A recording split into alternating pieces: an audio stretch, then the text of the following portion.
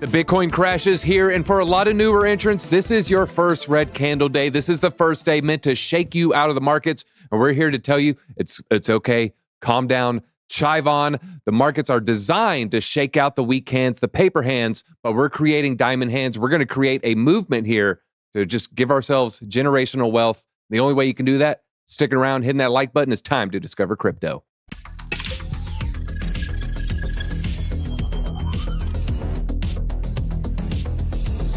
Capital flight is coming to the United States. The dollar is going to zero. And that's what makes Bitcoin so special. You have to have gone through a couple cycles to understand. Once the price is able to clear this level, the breakout is on its way. This is your indication to jump in now.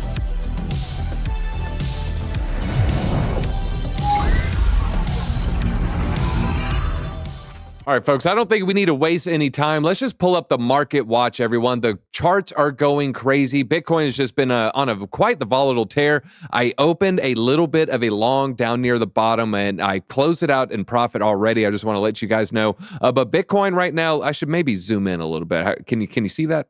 Are we good? Yeah, a little bit better. Good. A little bit better. All right, Bitcoin is down 5.2%. Everybody, if you look, is fallen below 68K at the moment right now. Flirting around $67,900. Had a heck of a crash. We went from $72,000. This was at 8 p.m. last night and crashed all the way down to $65,000, 5 o'clock this morning. So we saw, let's see, 9 hour. We saw just a dramatic shift right there, touching from 72 to 65, almost a $7,000 dip in just a matter of almost 7 hours, $1,000 a minute. Nick, you've been here in this market. Kelly, you've been here in this market. What do you do when you see days like this? What does it do to your emotions? And does it affect your DCA strategy? Does it affect your conviction in crypto? You know what? I was just talking with Nick about this and some of the other folks here in the office this morning. And I in the previous cycles I've been in, as prepared as I thought I was, I thought I was prepared. Just like they say, you have a plan until you get punched in the face.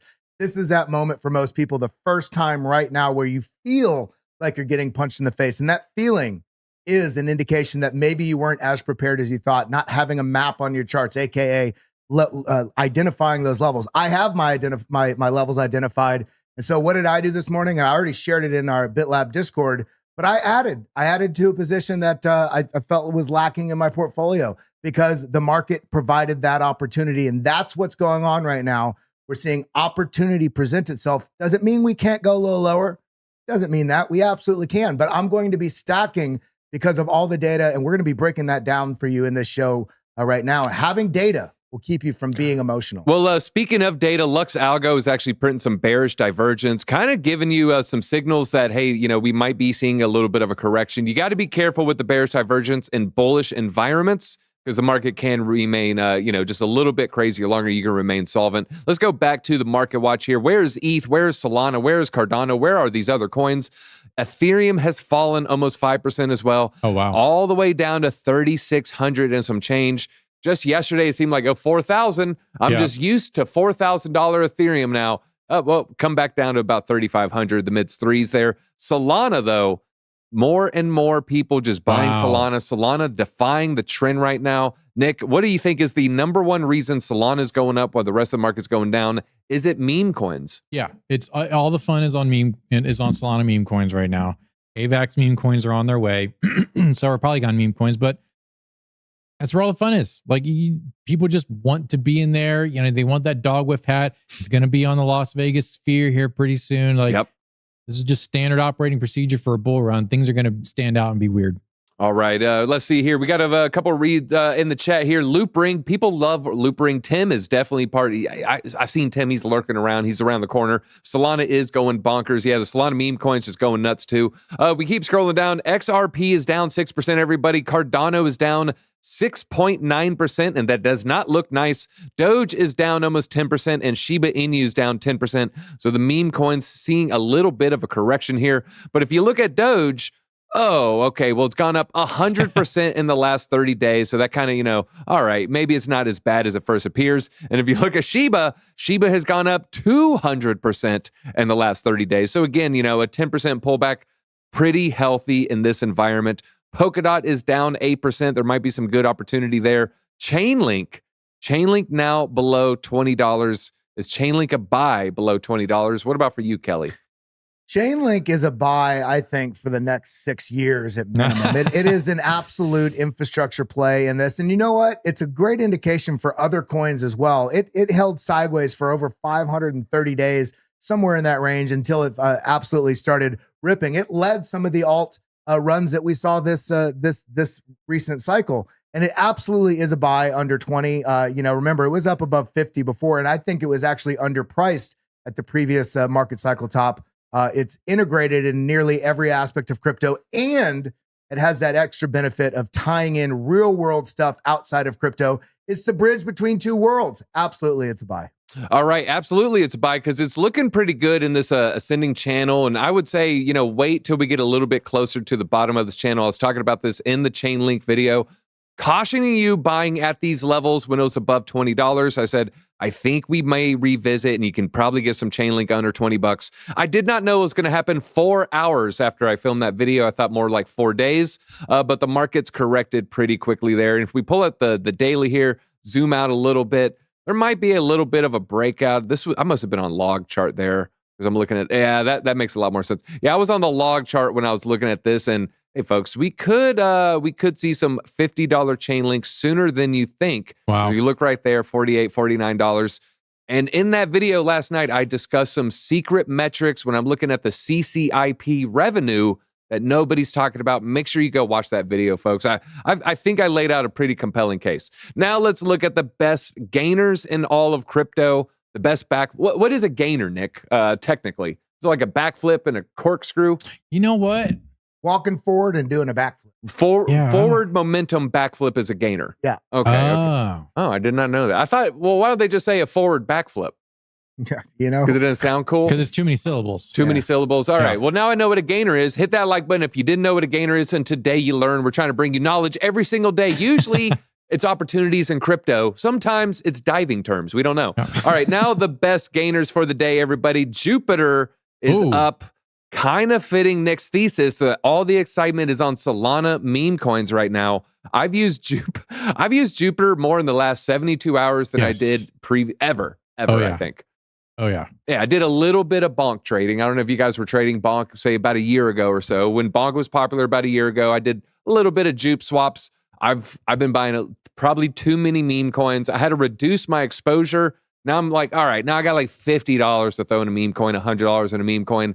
It's not fun watching that Solana balance just drop. Know what I've actually noticed in the last 4 months is there's a number of people that have been in this crypto space, this asset ecosystem for years that have actually, some of them come over for TradFi, some of them are just those big blue chip players, Bitcoin, Ethereum, Cardano, AVAX, that kind of thing. But I'm starting to see, which is interesting, a lot of people, even Caleb Franzen, saying that he trades bonk. People that are on that more conservative sort of level. There's a lot of people. It's not just the new people coming into the market, but these old heads are starting to take advantage of this volatility in huge gains that is in these meme coins. But I will say it is a cautionary tale because you can get wrecked just as fast as you can make a life-changing bit of wealth. So make sure you take profits if you are dancing. Yeah, I've seen a lot arena. of people talk about Doge as well. In fact, I'm gonna go ahead and market buy $100 worth of Doge. I think I have just an extra cash on this brokerage account on Robinhood. Doge, there's someone pointed out something pretty telling to me. I think it was Sistine Research. Sistine has been really on point with the meme coins. Retail is coming in, and retail really doesn't have that many coins that they can buy easily. Retail coming in, hey, what's this crypto thing? How do I buy it? Okay, I can get it on PayPal. That person is not using Jupiter airdrop 10 minutes later, swapping for some meme coins. No. Let me get the contract address and put it over here. Yeah, they don't even know what a contract address is. Yeah, you're like, use Dex tools. They're like, what do you mean, like a drill or a hammer? Well, what's a Dex tool? Like Dexter's Laboratory? I use Milwaukee. Yeah, I don't even know. I use Husqvarna. What?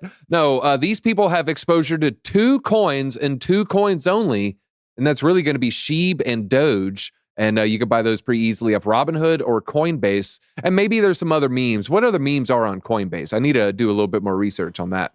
I know on Robinhood, you really can only buy 2. I don't know, actually. And so I think these people are going to end up just mostly buying those 2 meme coins. So Doge, I think that thing can move a little bit more than a lot of people are suspecting. All right, well, let's go back to the top gainers. I'm going to keep buying this. We have Conflux, the Chinese Ethereum. That thing is up 8%. Fetch AI, still doing good. Pith Network, Feel pretty good about that one. Baby. Let's go ahead. No, I got a big old bag of Pyth. Really? Yes. Okay, so you Yeah. call it Pyth. I've been told it's Pith. I've been told it's Pyth. I always thought it was Pyth because of pythons. Yeah, I will reach out to the Pyth team on Discord and ask if they'll come on the show and tell us how to pronounce it.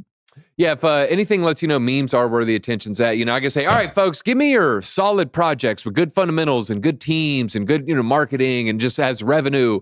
We're going to get a handful of chats. I say, show me your favorite meme. Chat just goes crazy. We just mentioned Bonk. We mentioned some memes. I just see you guys shilling Boom, Mog, Kokinu, Kulo, all the coins that are popular right now. All right, well, Say is also up.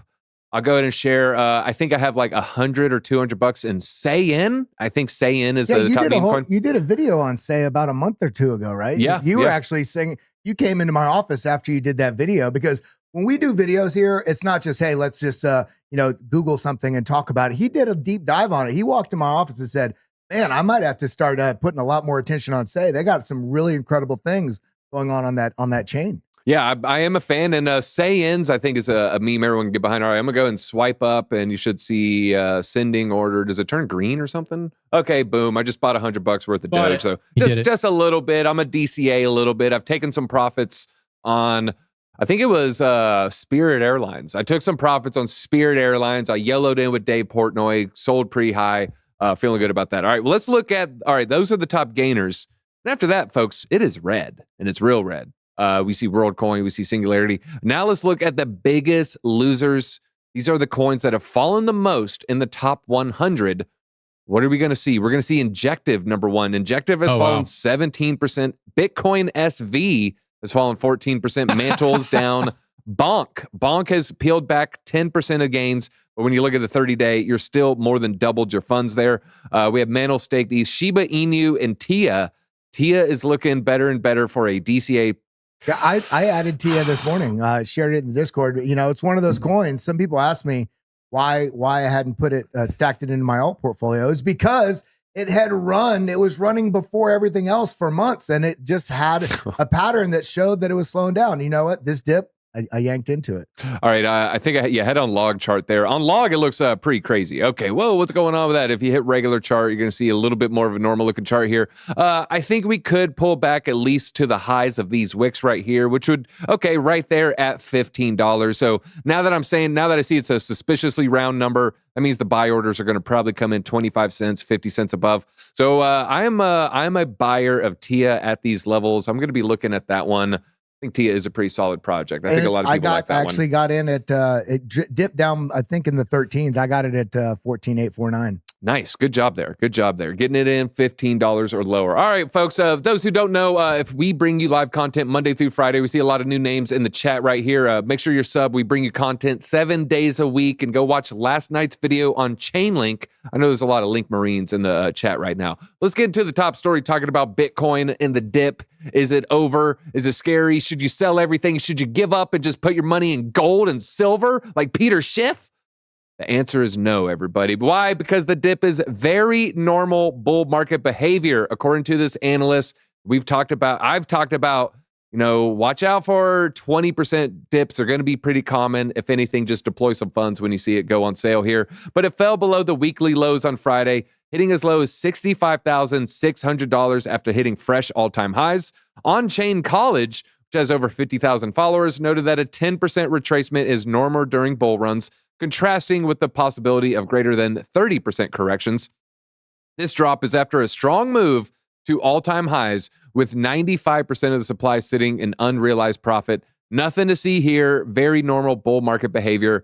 Incredible Crypto highlighted a block of bid liquidity around $64,000 as a logical level to expect a bounce or reversal, given the significant decrease in open interest during the drawdown. So a lot of buy pressure at 64K. But don't worry. I mean, that buy pressure can get eradicated if enough people sell. But on that note, I think what's important there is the fact that these types of movements, when you're not looking at data, the price scares the living hell out of you. When you're looking at the data, you can see that things were getting over leveraged.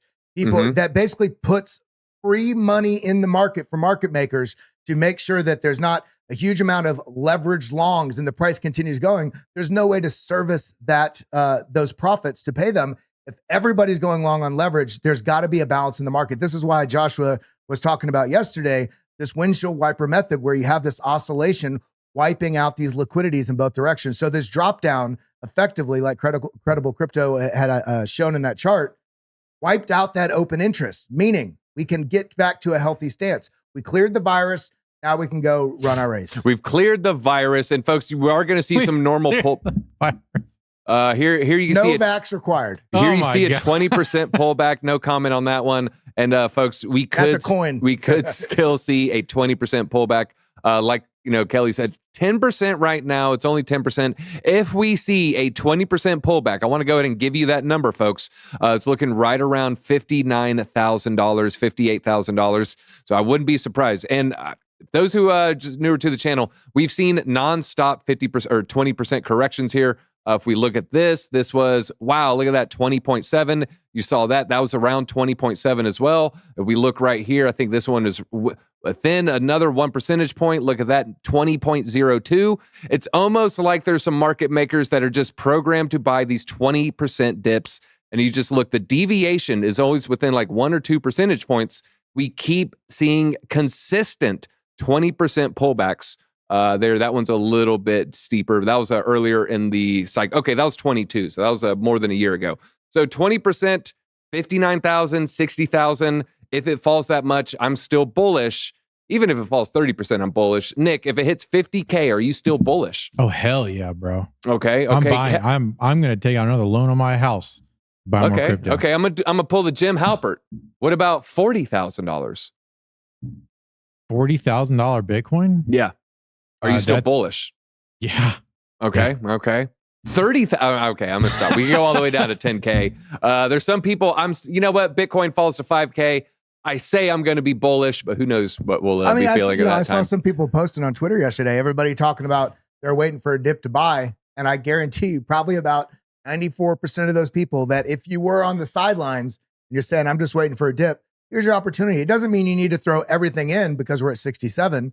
We could still drop, and we're going to break down the charts here in a few minutes, but start taking advantage of Warren Buffett's #1 methodology in making money in the markets. And that's never buy Bitcoin. No, buy when there's blood in the streets. Or as Joshua would say, buy when there's bled in the streets. Bled in the streets, yeah, when there's the bled. All right, here we have 14, this ad is covering up though. 14-year-old Bitcoin cashes out. Big moves. They move a whole bunch of Bitcoin to Coinbase there, and it was $1.5 million. Really not too much right there. But this wallet received 50 block transaction as a reward in 2010 and has held on since then. So this mad lad, this Chad of Bitcoin, mined a whole block in 2010 and just didn't touch it ever. Hell yeah. 14 years, never touched the thing, and then There's finally genius said, in that.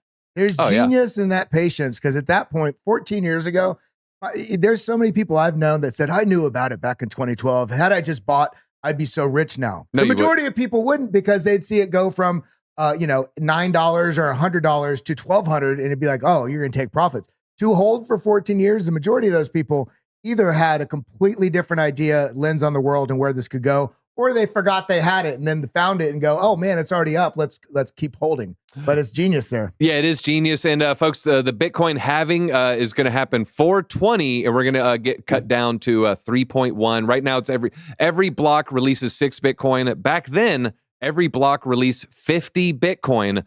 And folks, he still has 60% of it. So he's still holding on to 30 of the 50. He just sold 20 of it so far. We do have a little bit of a slowdown in the ETFs, but I'm going to counter it with some bullish news as well. The ETF inflows dropped 80% as Bitcoin price dropped below 69K.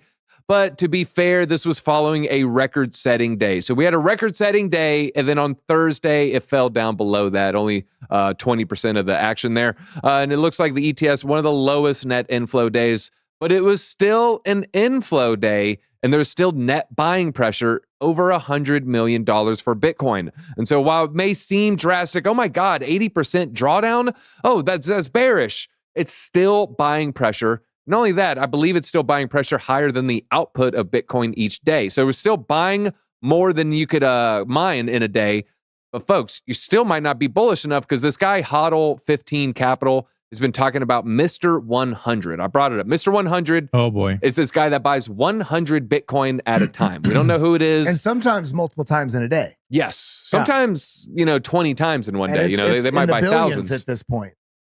Here we have, this is the fresh data. This is yesterday's inflows. And you can see here, we still had a net inflow daily change. This one number, I think fully, at the end of the day, ended up being 1,900 inflows. Still some outflows. If I look here, I think Bitwise was flat. This one was flat. Where's Grayscale? Grayscale, okay, 313, 314. Grayscale's minus about 3,600. 3,600. Yeah, okay. I'm looking for it. All right, yeah, so Grayscale was down. But now back to Mr. 100. Good morning. This is 2 hours ago. Breaking news. Hit that like button if you like the breaking news. Go ahead and smash it. Hit it now. It doesn't cost you anything. Good morning. While you were sleeping, Mr. 100 bought the dip. He's still buying some Bitcoin. He posted this. This is, we don't know who Mr. 100 is.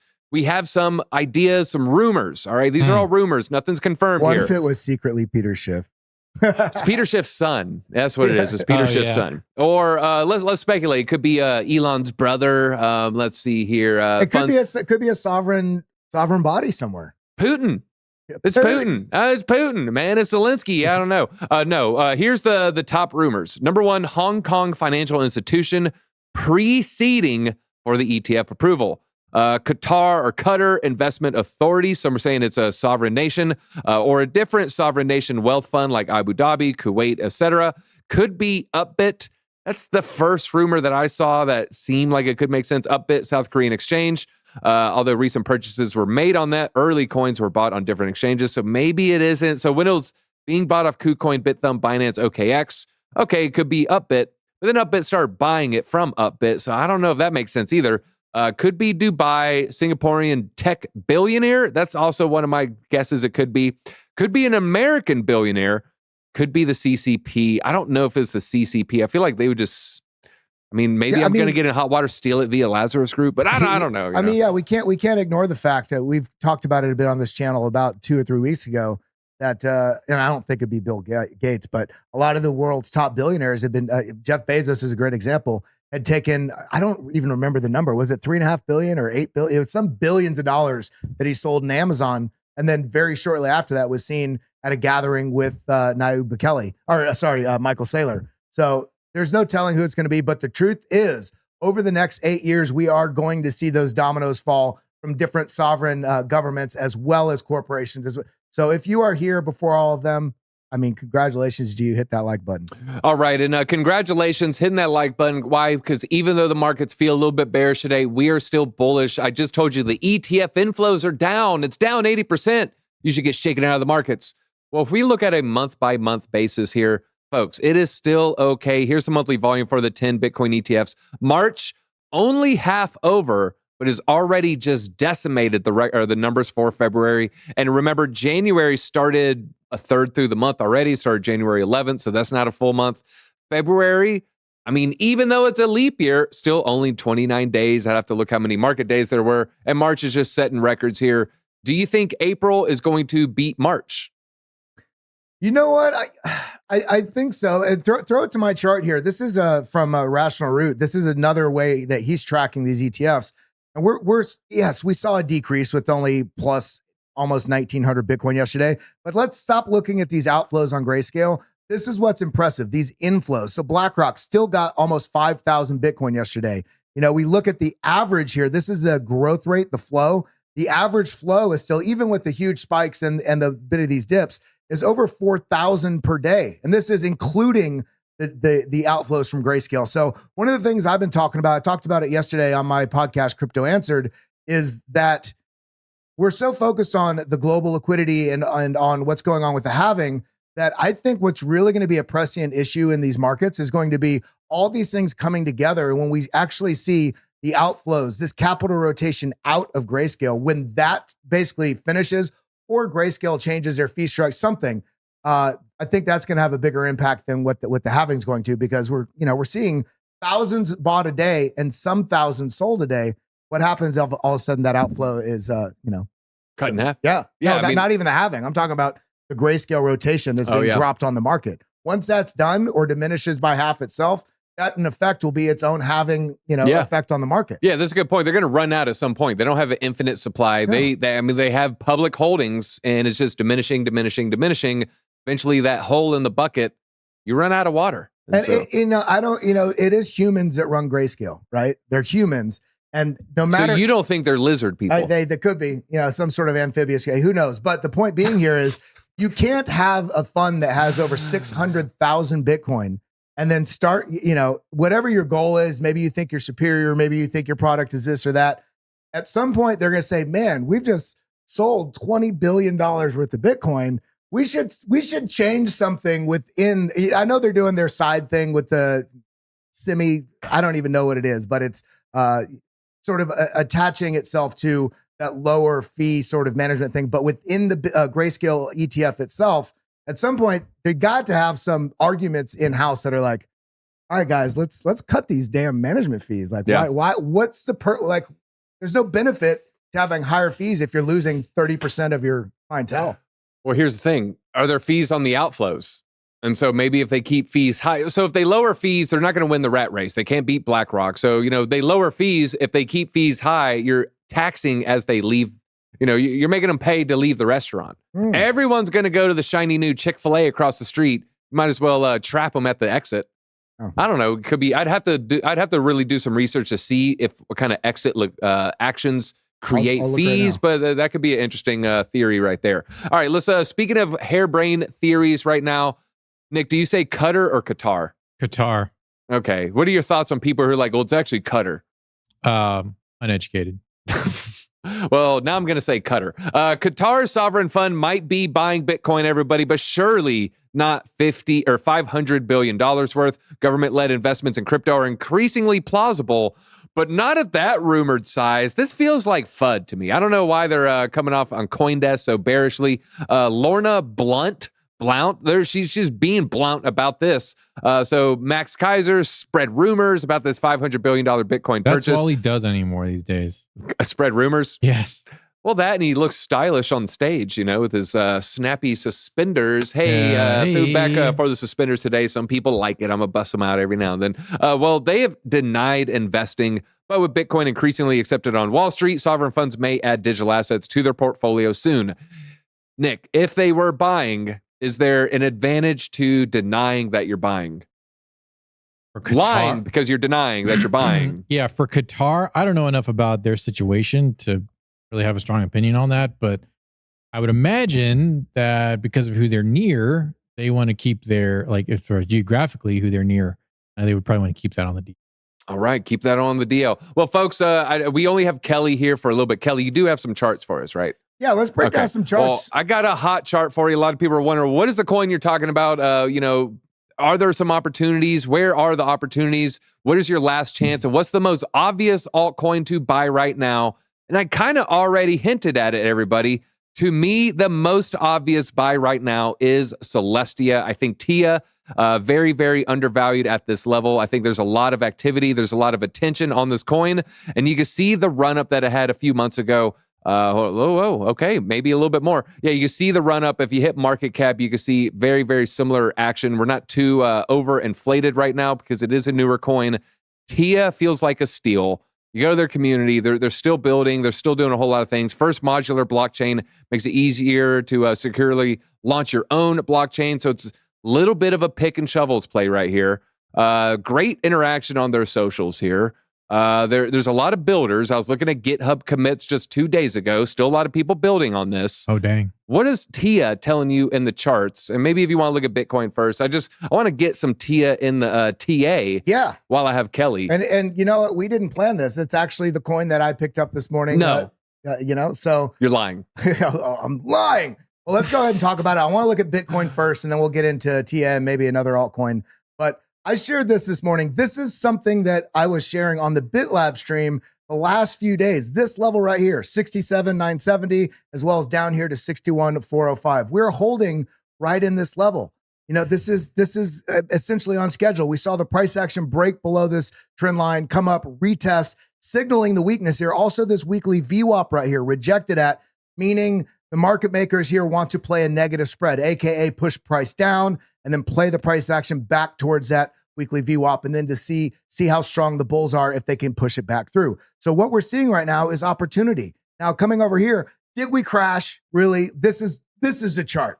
Is there a crash? No. Let's be a little bit more patient. Similarly, on the fact that the price is pulling down, Willie Woo shared this a couple days ago, and I just wanted to point it out. These are Bitcoin, the network fund flows. Now, the interesting thing about this, you might say, well, it's because the ETFs. This dark green blob down here, this is the ETFs. This is all the other Bitcoin and crypto funds that are out there. The interesting thing about this is the US is not the only player on the world stage. We have over 800 crypto funds out there, and we're seeing a huge amount of attention come into the space. So when we see price action pull back a little bit, it's okay. We also see the global liquidity has somewhat bottomed for the time period and is starting to come back up. This is fuel for upside. So what does it mean right now in the charts? You talked about those reductions. Okay, 26% reduction, which would be somewhat in line with what we've seen in all the dips so far, 20%, stair-stepping along the way.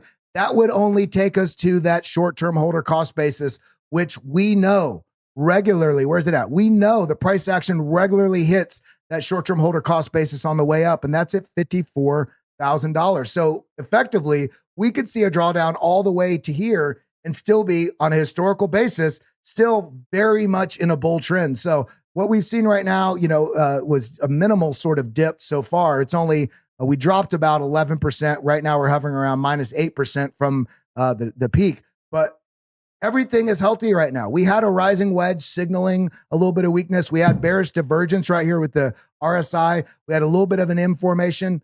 There was a lot that was telling us the dip was coming. So those that were prepared and not directionally biased were able to take advantage of that. Now, when we're talking about what were we talking about? TIA. Old TIA, the modular blockchain, which, Chad, do you even want to know what modular means? I feel like I could unpack it for Chad a little bit. Kind of like I feel like I unpacked DPIN for people. You should. Compute, storage, communications. Yeah. Maybe afterwards I'll break down, because you're going to hear it a lot over the next 12 months. Modular blockchain. Sounds like wordthink, where you just throw out words and you think it means something. It doesn't really mean much. So I'll unpack it after you do a little unpacking on the TA. So TIA, here we go. So TIA, let's go ahead. I'm going to minimize this. Let's look at the weekly chart and just realize first, what's the condition here? Massive upside. It makes sense that we're getting a bit of a drawdown. TIA is coming down near that 382 on this whole macro move here. Now, when we zoom in just a little bit, let's say the 3-day, we did have quite a bit of a rounding top here, which is why I was kind of waiting to take advantage of the price action. This has given me that opportunity. Price action go down, AKA you got the zone to buy. So let's go down to the 1 hour chart and see what we're seeing. We have this sort of descending resistance trend line that has broken through and bounced on this a few times, testing this, basically trying to hold this flip of previous resistance to support. And we came down into essentially this intersection. Let's go to the 2 hour chart. This intersection with all of this price data, this regional rejection, support, and we have this descending trend line. What do? We try to look for confluence in charts where we have intersecting levels of whether it be fibs, horizontals, and diagonals. We have multiple different things saying this is a zone we should pay attention to. And what do we get? We get a wick actually below this, given that ultimate opportunity sucking right back up in it. This is a little bit of it's a little bit on a hinge right now. It's a little bit, if it's on a dating app. It's on that's a little bit on Tinder right now. So swipe right here. No. So what we're seeing, we want to hold this level. We're kind of on the tipping point of this potentially could get rejected and move a bit lower. We do still have a negative money flow here, but the fact that we've sort of given this opportunity from the recent highs up here above $20, we're down here all the way at essentially the $15 range. And it is looking like a good opportunity to potentially ladder in a bit and stay sort of primed to potentially even get an entry somewhere down here in the $11 or $10 range. Now, things are looking bullish on the market in general, on the macro. These downturns we also see on Ethereum. We can't forget Ethereum. Ethereum's got this ETH ETF on the horizon. It also just had the Den Kun upgrade, which, remember, these major upgrades are somewhat of a buy the rumor, sell the news event. And we're seeing this in line with what we just saw in Bitcoin. We had this sort of large broadening channel up here, rounding top, M formation. How many signals do you need that it was saying, hey, I just need to go and refuel? Not that it's over. Let me refuel the jets. And we see this actually breaking down a little bit. I ultimately still think that we have an opportunity. I outlined this on the yesterday's show on Bitlab, this $3,700 level, but also coming down to potentially into this 3,500, which is essentially this previous range top here. It's also, we have this massive order block right in the zone. And remember, we are in the most bullish period of the cycle. These are the opportunities that you can, if you're not in yet, or you're trying to figure out how to add your positions, if you're not taking advantage of what the market is offering you right now, then you don't deserve the gains that could be made. You don't deserve the gains, everybody. And yeah, I was watching Crypto Face. He was in a little bit of a trade. I think he got stop hunted a little bit. And he's saying the best gains are yet ahead of us. Did you see what he was talking about, the money flow on the 2-week chart? Yeah, he's let's on Market Cypher B. I have a little trading view indicator right here, kind of similar. So this is the 2-week candles right here. So very, very broad channel. You can see the 2-week money flow went into the green, then it went into the red, then it went into the green for this bull market. And just now looks like we're about to enter the green again. So very, very bullish times still ahead of us. I'm still feeling pretty good. Modular blockchain. I saw someone in the chat actually give a pretty good example. They said Iron Man's armor is modular. There's actually, I'm going to use that as a basis for the explanation. Modular just means different components do different things instead of the whole component doing everything. With Iron Man, I think you take his sleeve off and it still has its own battery, still has like a weapon system, still has like its own little software and GPUs. It doesn't need the rest of the system. And so a modular blockchain can do transactions, it can do the data storage, and it doesn't need to do it all on one giant transaction block. Think EVM, everything is happening within each individual smart contract. Same thing with Solana. That's why you see a lot of Solana transactions are actually, data, not actually transactions. I think the vast majority of the transactions aren't actually peer-to-peer sending. So I have a little description here that I pulled up when Kelly was in there. What is modularity here? Let's see. This is just a good description. Monolithic, everything is done at once. Modular, everything is done separately here. So you can have an execution layer, settlement layer, consensus layer, and data availability layer all happening separately. So you could do this on some very, very cheap, something could be cheaper, needs less security, where something needs more security, maybe needs to be a little bit slower. And then you combine all that up and you make something cheaper and faster and more secure as the end product. So modular chain, think of Iron Man. The different components can act on their own. So I hope that helps a lot of people. You're going to hear more about it, so now you kind of know what it means. All right, moving forward here, let's talk about El Salvador, my real El Presidente. Bitcoin Fort Knox. El Salvador moves $400 million in Bitcoin to a cold wallet. And let's just all hope they lose their keys. No, we don't want that to happen. We don't want that to happen to the people. Bukele shared an X post, announced that the country has decided to transfer a significant amount to a cold wallet.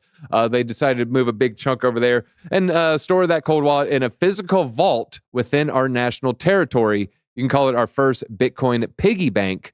It's not much, but it's honest work. Good to see that he's cracking down on the criminals in that country right there. I'd hate to see that get like a cartel raid or something like that. That would be a nice change of pace for New York City.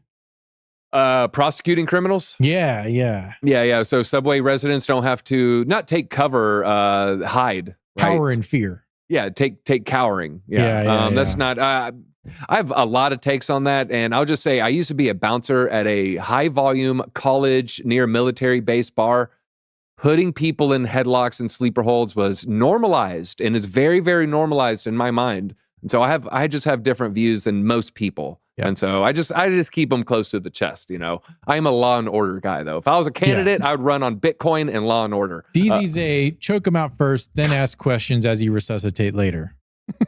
Never had to resuscitate anybody. They wake up on their own if you let go soon enough. Okay? You just make sure you let go soon enough. And honestly, the number one tip, if you're going to put someone to sleep, don't let their head hit the ground real hard. It'll happen the first time you do it, you're going to drop their head too hard. And you'll be like, oh, I didn't know I had to cradle them like a baby the whole way. Yeah, you got to cradle them down. All right. This is alpha. This is straight alpha. Oh man, different times. Different times, but the same DZ.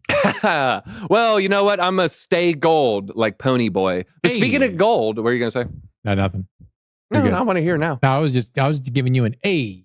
Hey. All right, Salvador leaving the way. DZ, you're wrong for saying that, bro. Well, as he has a laugh emoji, so I think you agree with me. Yeah. I heard New York got super dirty. Last time I was there, I did see someone doing heroin on the sidewalk 20 yards from a policeman, so that was a little interesting to see. Well, you heard what happened in Canada, how they said, just leave your keys outside of your house so the robbers don't have to come and steal them. Yeah, that was a specific city. We don't want to blanket the whole country because we do like Maddie B. I think it's time to just blanket judge Canada. Was it Toronto or Montreal or Toronto. Vancouver? Yeah. They're saying, so for those that don't know, there's a city that has a lot of break-ins. The primary reason that these people are breaking into homes is to steal the car keys and then steal the car, put the car in a chop shop, make some money real quickly. And so they have suggested, hey, give the criminals what they want and put your keys near your front door. Yeah. It's actually what have the no city power. told the residents. There's no law and order. It's the Wild West. Also, you can't have a gun to defend yourself. So, Nor Mac, we don't, we just appreciate you hanging out. You don't got to give us any super chat. I do try to answer questions, so I do appreciate that. Club Grizz. Pony Boy, got to rewatch The Outsiders now. The Outsiders, great cast. Yeah. And I just saw, God, what movie was I just watching? I had an insane cast. I'll think of it in a second. All right, talk about gold here. Gold investors aren't switching into Bitcoin, according to JP Morgan. The outflows from the gold ETFs and a surge in the Bitcoin ETF fueled speculations that they're shifting from the precious metal into cryptocurrency. Is it a coincidence, or are we in a simulation that the number one person trying to get people to go from Bitcoin to gold, his last name is Schiff?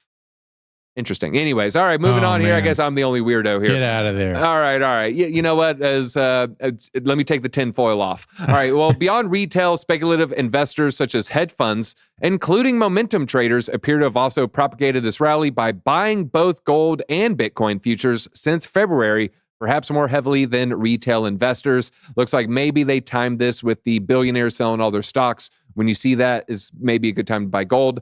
The bank's analysis shows a sharp position buildup since February of $7 billion in Bitcoin futures. And just to let you know how small Bitcoin is still compared to gold, $30 billion in gold futures there. Then they talk about MicroStrategy being part of this rally here. They bought over $1 billion worth of Bitcoin this year, and adding more to the billion that they added in the last quarter of 2023. So we're seeing a lot of gold bugs still buying, but Bitcoin bugs still buying too. SEC was down yesterday, taken offline, and that preceded the Bitcoin price crash. Why do we keep seeing hacks and things going down the second that Bitcoin price, I don't know if this was the exact same time though, but we've seen it in the past, went offline late Thursday evening. Reports of the outage reached X as early as 10:24 p.m. New York time. The site remained offline hours later. Prior to the website outage, it was trading around 71K. While the website was offline, it crashed below 66K on Bitstamp. That 6.5% decline wiped out over 80 billion in market cap within 2 hours. The price crash correlated curiously with the website outage. And so that's the third time in a row we've seen this, Nick. Is it a coincidence, or is there something weird going on here? We saw the Facebook, Instagram outage, and we saw the YouTube outage. We keep seeing outages happening like at the same time. Something isn't passing the sniff test. I don't know what it is. I don't think it's like market manipulation. I think it's a testing of the financial system. I think it's that. I think there's some trap doors. There's some speed bumps, and there are bad actors that are waiting in the crevices, camping with a sniper rifle, waiting for someone to foolishly walk in the by. ghillie suit, waiting suit, to blow that foghorn in the golf course. Yep. Because that's what we're talking about. You know, this is, or in a video game is what we're talking about. All right, well, let's talk about the biggest bank heist in history that is coming here. Regulators are permitting banks to tokenize financial assets such as bank deposits, treasuries, and debt, but they want institutions to use permission networks rather than decentralized blockchains to keep the assets safe from hackers. This is from the Office of the Comptroller of the Currency. They announced plans for the new rules on the resilience for large banks with critical operations, including third-party service providers. As he pointed out, banks can report data that show the top 4 custodian banks alone now safeguard $108 trillion in assets. These assets are in the process of being tokenized by the big banks. Nick, what is the most secure network in the world? Bitcoin. So anytime you see anything about this, now, yeah, sure, there's volatility, but it is the most secure network in the world. Yep. So when they say, oh, we got to be careful using these decentralized protocols, the world's most secure protocol is decentralized. So when they say they want a permissioned closed chain, and the reason why, well, it's for security, that is not the real reason. They are lying to you, and the real reason is for control, and they want to be able to reverse your transaction. They want to be able to say, we didn't like your tweet, we didn't like your post, we think you're connected to some bad actors, so we're going to go ahead and just drain your account. That's the real reason that they don't want a decentralized blockchain, because they know the decentralized blockchain, Bitcoin, is the most secure blockchain on the planet. So that's just smoke in the mirrors. It's easy. Here's my take on writing on what you just said. Would you agree with the take that Cardano is the Bitcoin of proof of stake chains in its decentralization? Yeah, I would say that. That because really the question is, if it's not Cardano, then who else would it be? Yep. And then I really can't really come up with an answer. So it's like, it is the closest thing. I'm not saying it's Bitcoin 2.0. I'm not saying that at all. I'm just saying it is closer than all competitors. Yep. I mean, it's very, very decentralized. And if with Bitcoin, you get a block reward every 10 minutes. With Cardano, you just stake it. And then every 5 days, it rains a little Cardano into your wallet. All you got to do is stake it. And it's a very linear drip, and it shrinks over time. Similar to how Bitcoin shrinks over time every 4 years. Cardano shrinks every 5 days, technically. The airdrop is a little bit smaller. All right, Coinbase deleting a controversial meme coin post targeting Elizabeth Warren. We're not going to get into too much here, but they had a post which provided instructions on how to buy Elizabeth. I think this is pronounced Warren. Warren, controversial token mocking. Warren. Yeah, what? Warren. You pronounce the which coin what way? Exactly. Yeah. So let's just talk about. I don't think this was the best move by Coinbase to be taken seriously. I don't think Brian Armstrong hit the okay on this. I think it was a lower level social media employee posting that. It says here in the article is auto-populated. So it's like when something hits a certain market cap, if you scroll up, there's a bot that makes the page. Mm-hmm. So and then someone found Coinbase auto-generated page removed. So something got tripped in an API, it made the page, and then a guy at Coinbase was like, we should probably take that down. Okay. So they're saying, it's auto-populated based on third-party crypto token launches. So the pages do not indicate endorsements here. No, they acted immediately after being alerted. Some say more preventative measures are needed. The lack of basic legal measures around crypto opens up Americans to countless risks, said the senator who always partnered with Warren on crypto regulatory legislation. What's this guy? Chris Van Hollen? Chris Van Hollen, one of the bad actors out there. You always know when they have three names, like the elites, they probably, maybe got some skeletons in the closet, not gold bars in the closet. That's Gold Bar Menendez. Yeah, I'm going to see who funds them. So Nick is going to do a little live research right now, see who is paying the paymaster right there. Meme coin traders rallied around that token and ended up pumping there. Bowden pump. Yeah, we had a whole bunch of memes pumping yesterday off that news. All right, Chainalysis, crypto markets is going to see saw 37.6 rebound last year after $127 billion in losses, aka welcome to Bitcoin's 4-year cycle. So nothing too crazy about that. But really what I found interesting, why are they just now coming out with this March 15th? Like 75 days later. Isn't it all on chain? Couldn't they just fed it into AI and had this like January 3rd? I know. I don't know. But they're taking too much time off. A quick cursory look at Chris Van Hollen, Democrat senator from Maryland. He's a swamp creature. He's top industries that gave him millions. Retirees, lawyers and law firms, real estate firms. Real estate. Okay, so probably helping BlackRock own all the single family homes. And then right underneath that, securities and investment firms. Okay, all right. It sounds like a snake. I don't like them. I do recall what I was watching. We just started a new series, me and the fiance. So many stars, jam-packed. rewatching Band of Brothers. Oh, so good. Band of Brothers is phenomenal. Love Band of So Brothers. good. We're 2 episodes in. We just got done with Ross. Yeah, and Curry. Yeah. Boy, oh boy. David Schwartz. What's his Yeah. name? No, not. That's a freaking Ripple Schwartz, CTO. It's, something Schwartz. No, that's Joel Schwartz. David Schwimmer. David Schwimmer. I'm yeah. sorry. Look, I have too much crypto on the mind. I'm like throwing out Ripple CTOs names How many here. Jews can we rattle off in one stream? Whoa, he went there. All right. Well, we're gonna get boosted. Heritage. We're getting boosted on TikTok now that you said that. All right. Anyways, ETH. Oh, I was talking about ETH ETFs. That one's gonna make me sweat a little. All right. ETH ETFs could be bigger than Bitcoin ETFs, says Van Eck. The issuer of the Van Eck Bitcoin Trust this week dropped its management fee to 0 for a limited time in an attempt to attract more capital for that fund. Do not. All right. This is just a follow the money situation. It's like saying Coca-Cola executive says Pepsi executive says Starry could be bigger than Pepsi. No, it's not. No, it won't. No, Shut up. You got a new product about to launch, and so you're just trying to generate some excitement. I don't think the ETH ETF is ever going to pass Bitcoin ETF. Traditional investors love the digital gold narrative. It's going to take it's going to take another cycle, I think, for them to see the digital oil narrative. I do think that they'll see Bitcoin is just like a nice equity, a nice asset to invest in. I do think that they'll see Ethereum as something with a dividend. They're going to think of it as a stock with a dividend because of the staking reward. So that's my thesis. Retail, Wall Street, they're 4 years away from picking up that narrative. Maybe it happens this cycle. I don't know. It's a lot of education will have to happen. So some say investing in the ETH ETF wouldn't make sense, as such funds won't likely allow staking reward distribution. Investors, they argue, would thus be better off buying and staking their own Ether. But Van Eck is among the 10 spot ETFs. They're saying they think the Ether ETF could attract huge demand.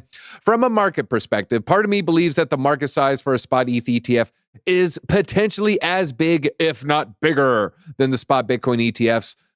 The world of investors who are looking for cash-producing assets, AKA, that's the narrative I'm talking about. You're getting just the nice dividend quarterly is massive, and ETH obviously generates fees that goes to the token holders. Even if you don't have an ETF that can offer staking as part of it, it's still a cash producing asset. So I think ETH could make more sense as an asset to more people than Bitcoin does. Yeah. Josh would be losing his mind right now because he's going to be talking about Bitcoin layer 2. Yeah. Oh no, all the Bitcoin L2s. But guess what, Josh? You took the day off, so it's our show now. Yeah. Bitcoin layer 2 suck. That's all I got to say. The DZ Demandi takeover has begun. Hit that like button if you like the DZ Demandi. Nick Squared is back. Get out of here. But here, seriously though, Ethereum ETFs are going to be diesel fuel on the campfire of our giant crypto summer camp that we're all enjoying right now. That we don't get touched in.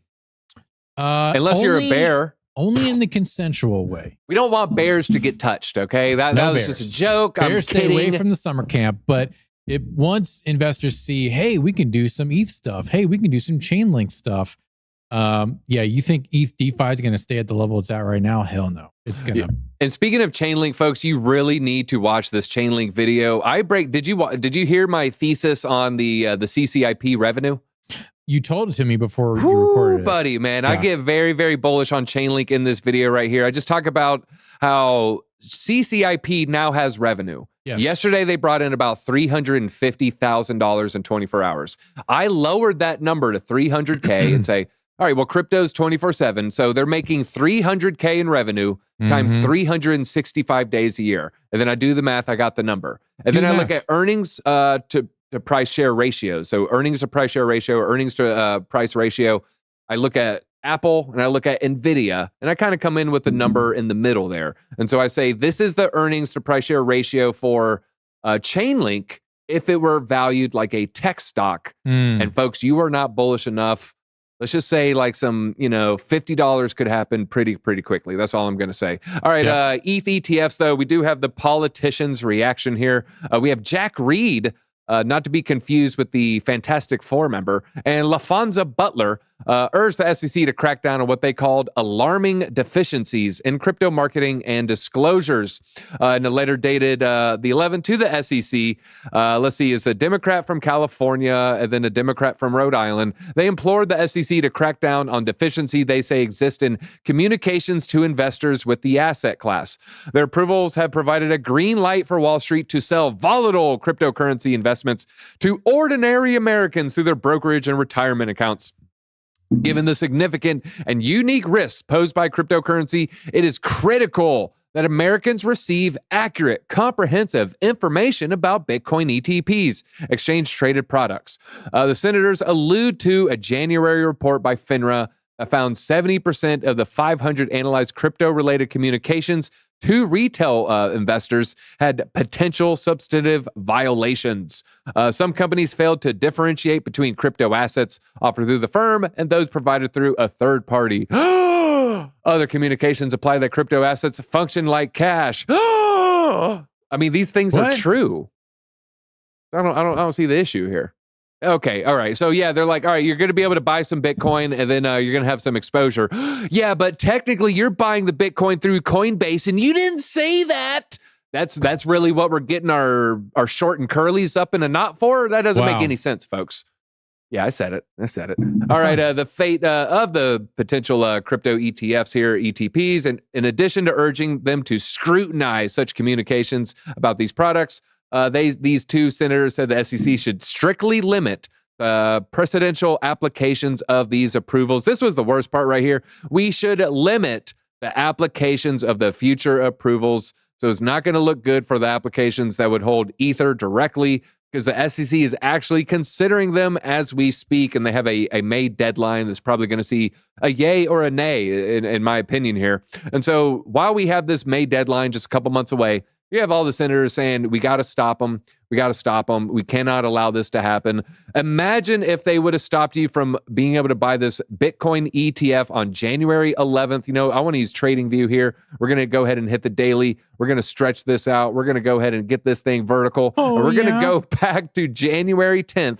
And then this, folks, is what they're trying to keep you from. Hold on. Let me go ahead and shrink this. I know I'm not the candle mafia with the TradingView here. All right, January 10th. This is what they're stopping you from receiving here. January 11th, sorry. Was a little bit of a buy the rumor, sell the news. Yep. See, I told you it was going to go down. It was going to go down, you idiot. You shouldn't have bought. Oh my God, it fell 16%, you idiot. But then it ended up jumping 60%. And then with today's pullback, folks, you're only up 51%. Wow. Aren't you glad that you could have listened to your senators and not bought that volatile asset that jumped 50%? Listen to your betters. Listen to the elites. They want what's good for you at all times. They have no ulterior motives. Hey, folks, we do have the Blofin winner. Get people to have it. Folks, we're going to have a ETH giveaway. We're going to give away $100. All you got to do is comment on this video, not in the live chat. Go ahead and comment in the regular chat, and we just choose people at random. We go ahead and message you, and then we give you $100, folks. All right, so that's the ETH ETFs. The senators coming out against it. Gensler, well, what's Gensler doing? That's probably on his wall in his bathroom. Gensler is remaining silent. So what now? Well, like I said, we're just going to have to wait till May, everybody. So that's really how that's going to break down. The graph just got a little bit of an upgrade the day after I ended up taking some profit on it yesterday. I took some profit because it got elevated with the AI plays. Well, the very shortly thereafter, they announced this expands subgraph to more than 40 blockchains, and they added Arbitrum, they added Base. So it looks like they're adding up all the L2s. They also added CeeLo and Avalanche. And so now they're up 40 there. So a whole bunch of good news for the graph. It is like I call the reverse Chainlink. Chainlink takes data off chain, puts it on chain. Graph is opposite of that. Right, it's a little bit of a simplification there, but that's essentially what it is. It queries index data. It's like the Google of blockchains. Yeah, it's the Google of blockchains is what retail likes to call it. Chainlink is like it's importing real world data onto the internet. So or onto the blockchain. I don't know what does that for the internet. There's no Chainlink for. Yeah, there's no, well, you got to go way back and think of data differently. You got to go back to the TCP IP protocol that was like introduced in the 80s, which is like what the whole internet is based off of. So Yeah, in a way, it's like how you pull anything onto a website, whether it's what does the web page look like, what do the buttons do. So it's pulling like the actual infrastructure of everything here. Yeah, don't you get excited when I talk about TCP/IP data usage on the internet? Oh man, people love that. Everyone in chat's bricked up. Let's get back to just more normal topics here in crypto. Arbitrum, no, this is for the devs. All right, Arbitrum eyeing $400 million crypto gaming fund with a proposal to a DAO. So very, very good news for the gaming projects building on ARB. And if you're a gaming project using L2s, I would maybe think about some sort of bridge or, jumping over here and getting yourself some of this pie. I'm talking to you, gaming projects. Get you some of that $400 million. Come on. So yeah, they're going to invest. Okay, so this is actually going to probably go higher, folks. Why? Because they're actually donating 200 million ARB, which is about $2 right now, in promoting gaming projects over a 2-year period. And so the sooner you get it in, probably the cheaper you're going to get that ARB. I would 1,000% be applying for this if I was a gaming company. I just X'd that story. I hope it wasn't a good one. All right, that was an accident. Bitfrost and Stacks Foundation team up to enhance Bitcoin utility. What? The Bitcoin L2 narrative is getting stronger. The Bitcoin DeFi narrative is getting stronger. So Stacks partnering with Bitfrost is just going to be good stuff right here. So the Stacks ecosystem, which is a L2 on Bitcoin, looks like a little bit of an outcome is going to be a service that facilitates the creation of a stable coin on Bitcoin. Nick, what are your thoughts on stablecoin activity on Bitcoin network? If it's on Stacks, fine. If it's on something else, I'm dicey. But okay. So don't gum up the main blocks. I don't care about having blocks full of information. That's totally fine. I just don't want there to be crappy stable coins on Bitcoin DeFi. That's the problem. If it's a stable coin that kind of waffles up and down by 10% like Jed, okay, fine. If it's something like Luna, no, that's not good. All right. What are your two thoughts about Solana to $300? Chat.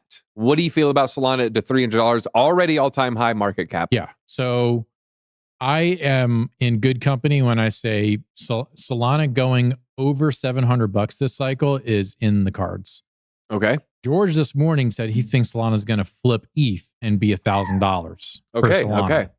Yeah. Do you think that why will ETH get passed by Solana? Is it the gas fees? I think, or is it just Solana has all the attention? Yeah, I think Solana as a layer 1 can actually do that 10x from here, whereas ETH as a layer 1 is just too slow and too expensive. Once people start having to pay $200 for an ETH layer 1 gas fee, they're done. Yeah, I'm not saying this will happen. I'm not saying it's going to happen soon, but it could definitely happen.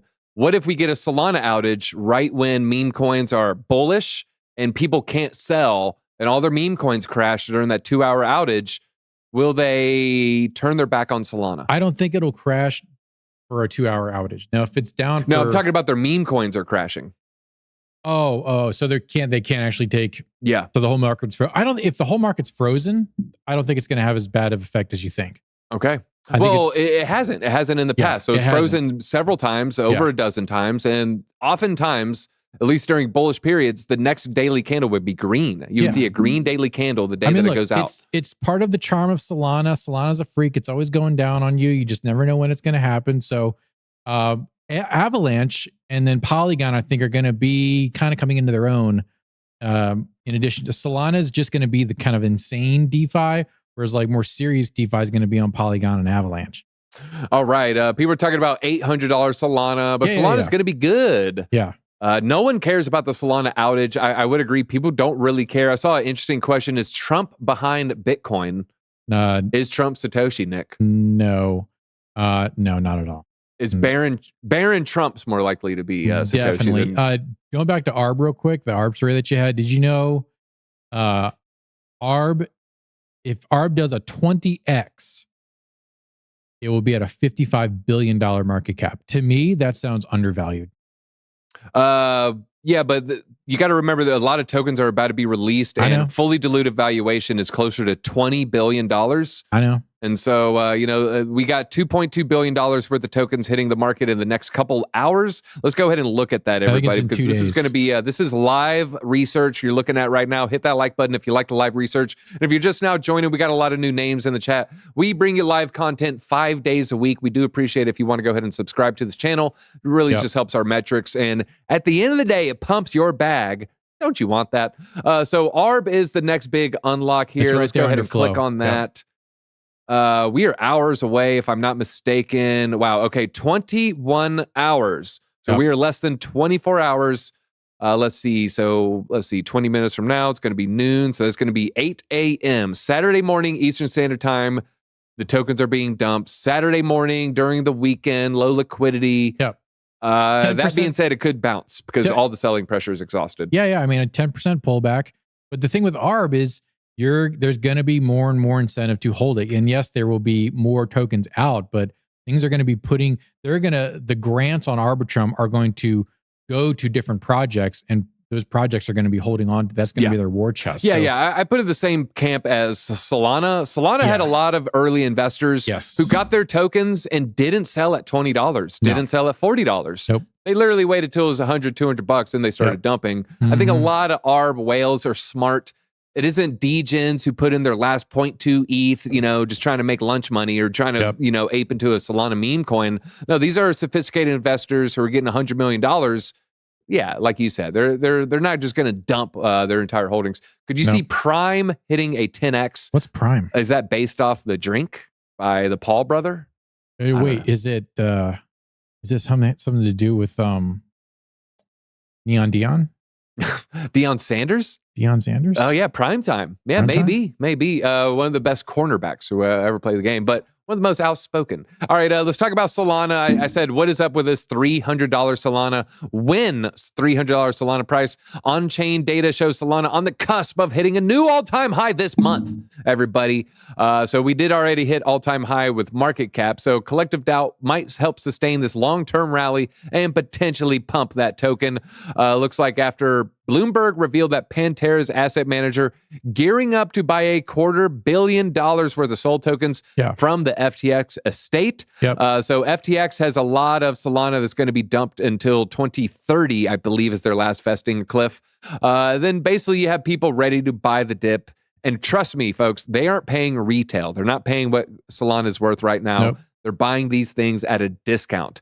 And so as such, the price of SOL might not be swayed by the asset manager's move in the long term. However, other fundamental factors might affect it. Looks like its price upswing, mostly fundamental. So people are looking at the meme coins gaining traction here, plus impressive trading volume and performance. And Jupiter just kind of really doing real well as well. So I think a lot of it's market buying from people trying to buy memes. That's really what's happening right now. And this time, folks, that's enough. Prime Echelon, it's a game. Yes, it will moon. All right. I hope you good luck there.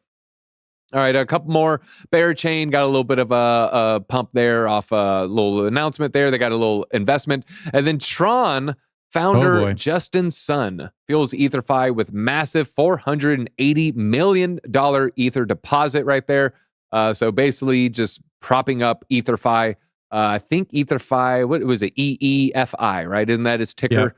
I think it is. So EtherFi doing quite well there. So shout out to the people who got in on that coin before Justin Sun did that big lump sum deposit there right there.